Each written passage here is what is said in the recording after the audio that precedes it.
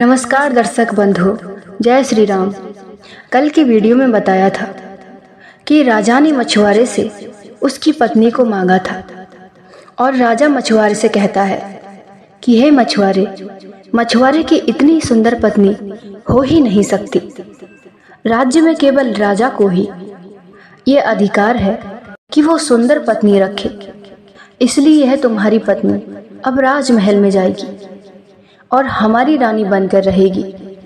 राजा की यह बात सुनकर मछुआरा कुछ उदास हो जाता है। कहने लगा, हे महाराज, यह तो अन्याय होगा। अब तो राज्य का नियम ही बदल जाएगा। आप तो सर्वशक्तिमान हैं, जो चाहे वो कर सकते हैं। लेकिन महाराज, यह धर्म नहीं है। तब राजा कहते हैं, सुनो मछुआरे, हमारी 3 शर्तें हैं। अगर तुम तीनों शर्तें जीत जाते हो तो यह स्त्री तुम्हारी ही रहेगी, और अगर हमारी तीनों शर्तें हार गए तो आपको यह पत्नी राजमहल में भेजनी होगी और तुम्हें इस देश से दूसरे देश जाना पड़ेगा। कहने का मतलब है, हम तुम्हें देश निकाला दे देंगे। तब मछुआरा कहने लगा, हे महाराज, मैं आपकी शर्तों को कैसे पूरा कर सकता हूँ? मैं तो एक साधारण गरीब मछुआरा हूँ। तब राजा कहने लगा, नहीं नहीं, हम कुछ नहीं सुनना चाहते। ये तुम्हारे लिए राजा की आज्ञा है। अगर तुम्हें अपनी सुंदर पत्नी को अपने ही पास रखना है तो हमारी शर्तों को तो मानना ही पड़ेगा। दर्शक बंधु, ऐसा कहकर महाराज और मंत्री दोनों अपने दरबार में आ गए और इधर मछुआरा बड़े उदास मन से अपनी पत्नी चंद्रिका के पास पहुंच जाता है। नाग कन्या ने जब अपने पति का चेहरा उदास देखा तो कहने लगी, हे प्राणनाथ, आपकी उदासी का क्या कारण है? क्या राजा की धमकियों से आप डर गए हो? तब मछुआरा कहने लगा, हे प्रिय, क्या करूं? मैं तो धर्म संकट में फंस गया हूं। वो तो राजा है और तुम तो जानती ही हो, राजा, योगी और अग्नि, जल, इनकी उल्टी रीत, इनसे बचकर चालियो, थोड़ी पालियो प्रीत। कहते हैं राजा जिस स्त्री को चाहे उसे भूलकर भी नहीं चाहना चाहिए, क्योंकि बड़े लोगों की बात ना गाय बनती है, ना मुंह भाई बनती है। तब मछुआरा कहने लगा, हे प्रिय, मैं सच कहता हूँ, अगर यदि तुम मेरे पास रहोगी तो राजा हमें रहने ही नहीं देगा, राजा हमें मार डालेगा। इसलिए मैं तुमको भी सलाह देता हूँ कि तुम महाराज के महलों में खुशी खुशी चली जाओ। तुम्हारा जीवन भी स्वर्ग हो जाएगा और मेरी जिंदगी भी बच जाएगी। मछुआरे को अत्यंत चिंतित देखकर नाग कन्या कहने लगी, हे स्वामी, आपने ऐसे कैसे कह दिया कि मैं राजमहल में खुशी खुशी चली जाऊं? मेरा विवाह तो आपके साथ संपन्न हुआ है। स्वयं मेरे पिता ने तुम्हारे साथ में विवाह संपन्न किया है। मेरे लिए तो आप ही राजा हैं और यह झोपड़ी मेरे लिए किसी राजमहल से कम नहीं। मैं अंतिम सांस तक आपके ही साथ रहूंगी। मैं कभी भी तुम्हारा साथ नहीं छोड़ूंगी। तब मछुआरा कहने लगा, हे प्रिय, फिर राजा की शर्तों का पालन कैसे होगा? राजा की शर्तों को कैसे पूरा किया जाएगा? तब नाग कन्या कहती है, देखिए, तुम ऐसा करो, महाराज के दरबार में जाओ, महाराज के दरबार में जाओ और राजा से उनकी शर्तों के बारे में पूछना और राजा से कहना, हे महाराज, हम तुम्हारी शर्तें पूरी करने को तैयार हैं। अगर हमने तुम्हारी शर्तों को पूरा कर दिया तो तुम्हें भी देश निकाला होना चाहिए, तो महाराज तुम्हें भी राज्य छोड़ना होगा। शर्त हारने के बाद भी तुम्हें इस राज्य पर राज्य करने का अधिकार नहीं होगा। तब मछुआरा कहने लगा, ठीक है प्रिय। दोस्तों, अगले ही दिन राजा राज्य दरबार में जाता है और जब मछुआरा दरबार में पहुंचा तब राजा शंखपाल कहने लगे मछुआरे से, देखिए, पहली शर्त तो हमारी यह है कि हमारे घर में एक मुर्गा पला हुआ है। अगर तुम्हारा मुर्गा हमारे मुर्गे को हरा देता है तो तुम जीत जाओगे, और यदि हमारे मुर्गे ने तुम्हारे मुर्गे को हरा दिया तो तुम्हारी पत्नी हमारे राजमहल में रहेगी, हमारी पत्नी बनकर। और तुम्हें देश निकाला दे दिया जाएगा। राजा की शर्त सुनकर मछुआरा कहने लगा, हे महाराज, मुझे आपकी शर्त बिल्कुल मंजूर है, और लेकिन तुम्हारा मुर्गा हार जाता है और मेरा मुर्गा जीत जाता है तो देश निकाला आपको भी होना चाहिए। तब राजा कहने लगा, ठीक है, मुझे तुम्हारी शर्त मंजूर है। देखिए दर्शक बंधु, राजा ने शर्त मंजूर कर ली और दूसरे ही दिन ऐलान कर दिया। पूरे शहर में ढिंढोरा पिटवाया गया कि राजा साहब का मुर्गा मछुआरे के मुर्गे के साथ लड़ेगा।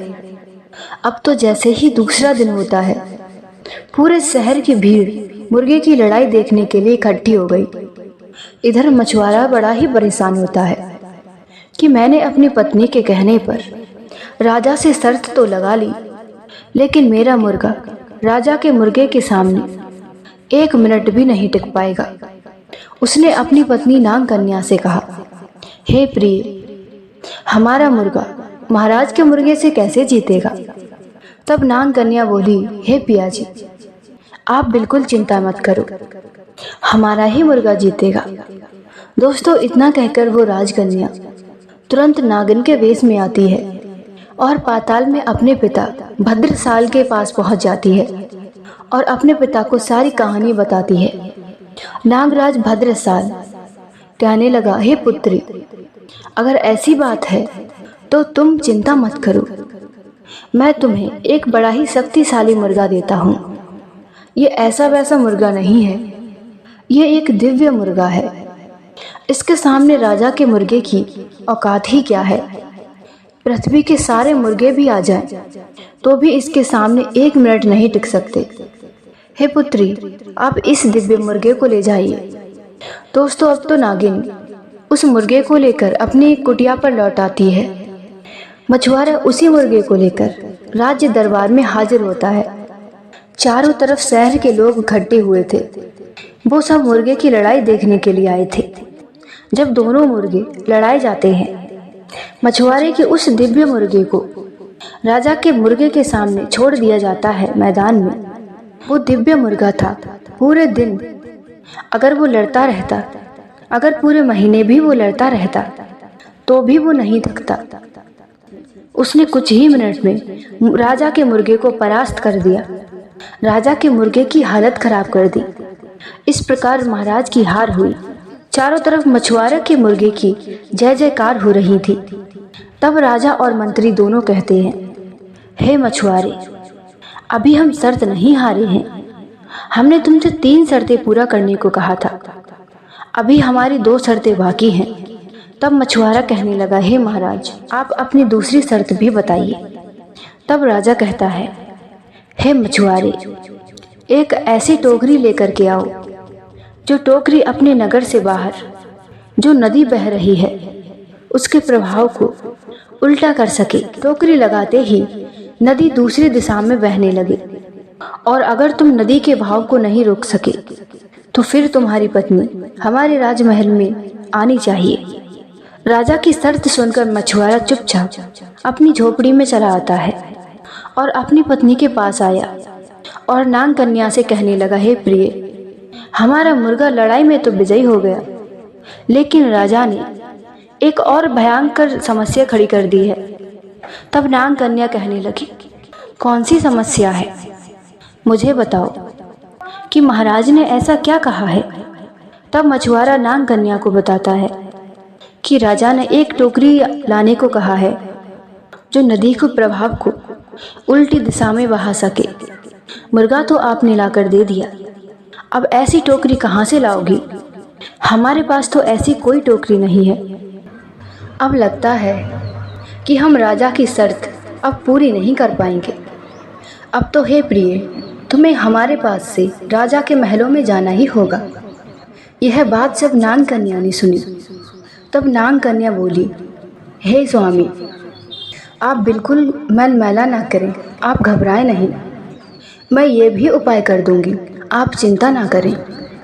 ऐसा कहकर तुरंत नागकन्या नागिन का रूप बनाती है और फिर से अपने पिता भद्रसाल के पास पहुंच जाती है।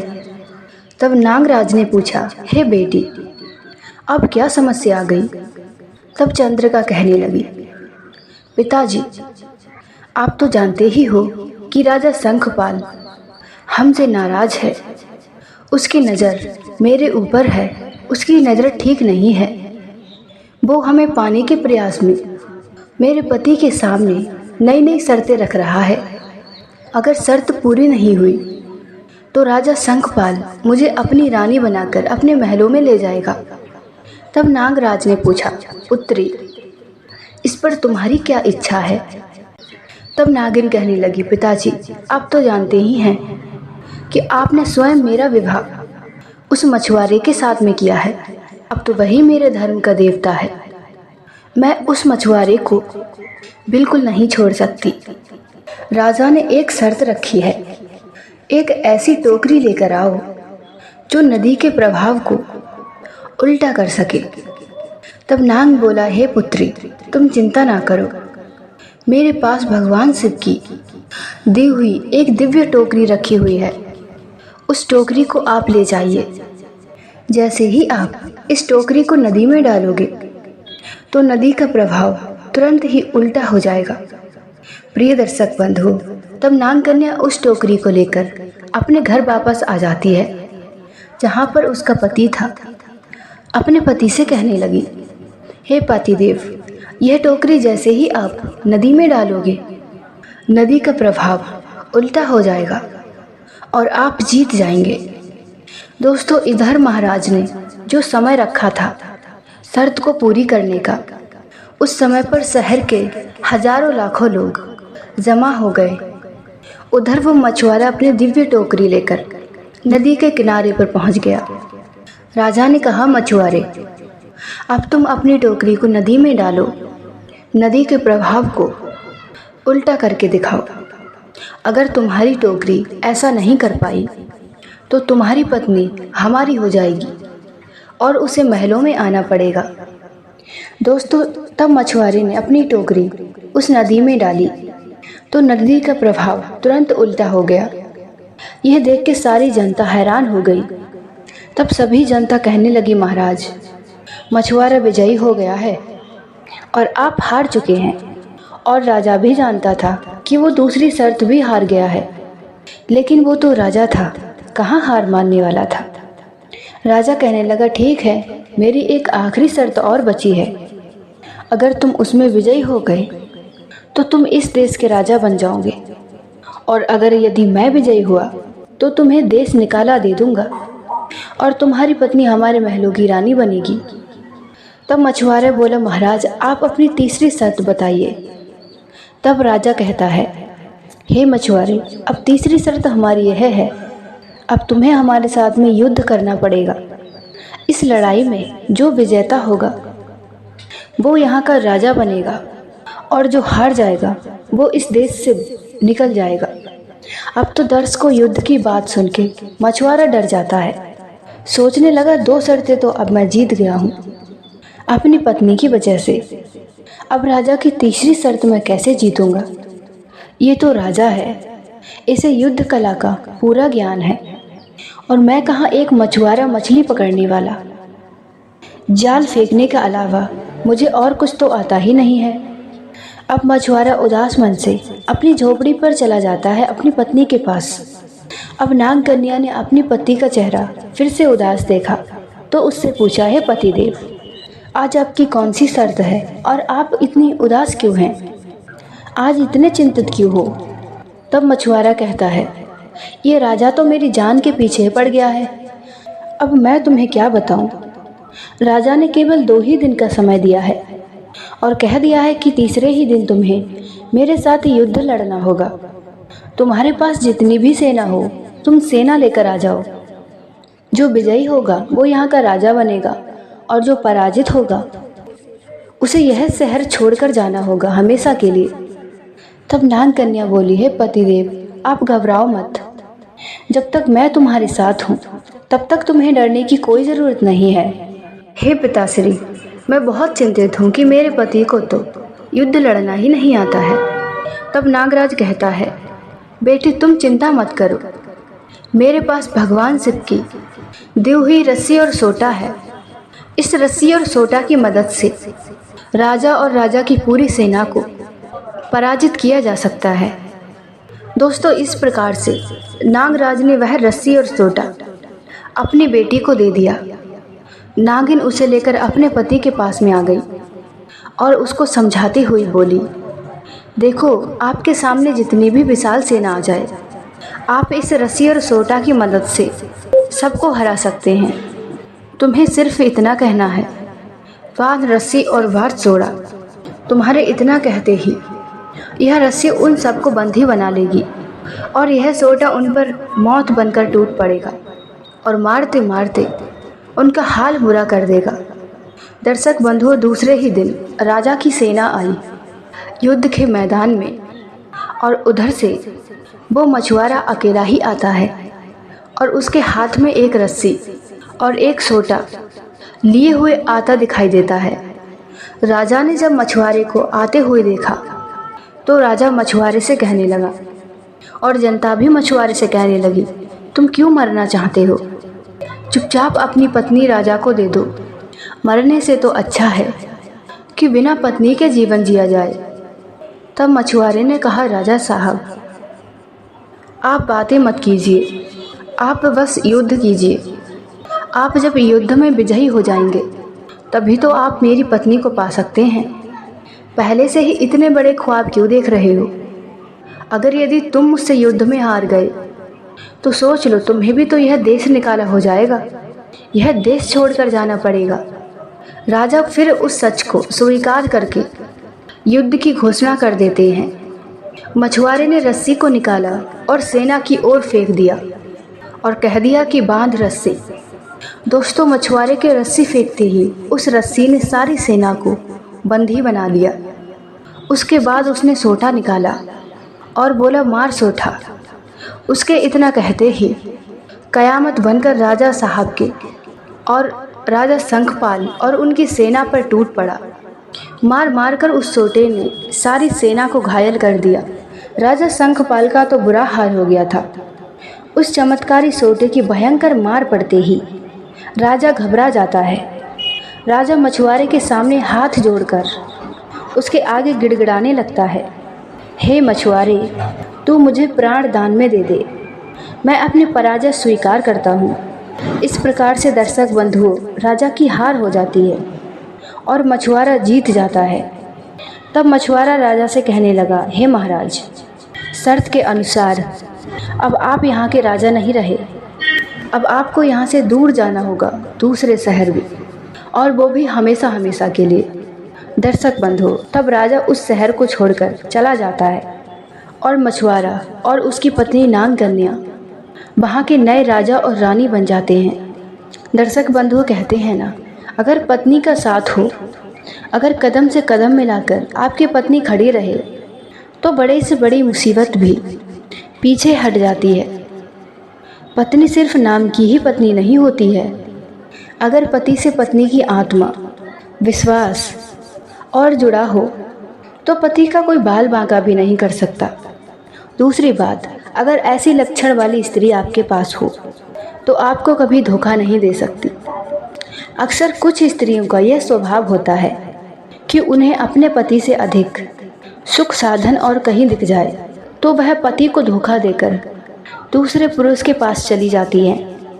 जो स्त्री किसी के झांसे में नहीं आती है, न धन के और न बल के, और अपने पति के पास जो कुछ भी है उसी से संतुष्ट रहती है, ऐसी स्त्रियां सदैव दिव्य लोक प्राप्त करती हैं। ऐसी पत्नियां अपने पति से सच्चा प्रेम करती हैं। वे कभी अपने पति को धोखा नहीं देती हैं। यह जो संतोष की भावना होती है, यह अपने माता पिता के घर से ही सीखी जाती है। माँ बाप अपने बच्चों में जैसी आदत डालते हैं, उसका स्वभाव आगे चलकर वैसा ही बन जाता है। तीसरी बात, अगर आपके पास कोई विशेष वस्तु है, अगर कोई सुंदर स्त्री है, तो उसे हमेशा ढककर रखना चाहिए। माना कि आपका मन और किसी पर नहीं जाएगा, पर इस संसार में अनेक भेड़िया घूम रहे हैं। हो सकता है कि उनकी दृष्टि उस पर पड़ जाए और आप मुसीबत में पड़ जाएं। चाहे कितनी भी गहरी दोस्ती हो, फिर भी किसी को अपने घर के अंदर बुलाकर कभी नहीं लाना चाहिए। तो दर्शक बंधुओं, आपके लिए यह कहानी कैसी लगी कमेंट के माध्यम से अवश्य बताएं और कमेंट में जय श्री राम अवश्य लिख देना, ताकि भगवान श्री राम आपके घर में अपनी कृपा सदैव बनाकर रखें। और हो सके तो इस कहानी के लिए अपने सगे संबंधियों में अवश्य शेयर करें, क्योंकि यह कहानी बहुत ही ज़्यादा प्रेरणादायक है। और अच्छे अच्छे कमेंट करें। तो दर्शक बंधु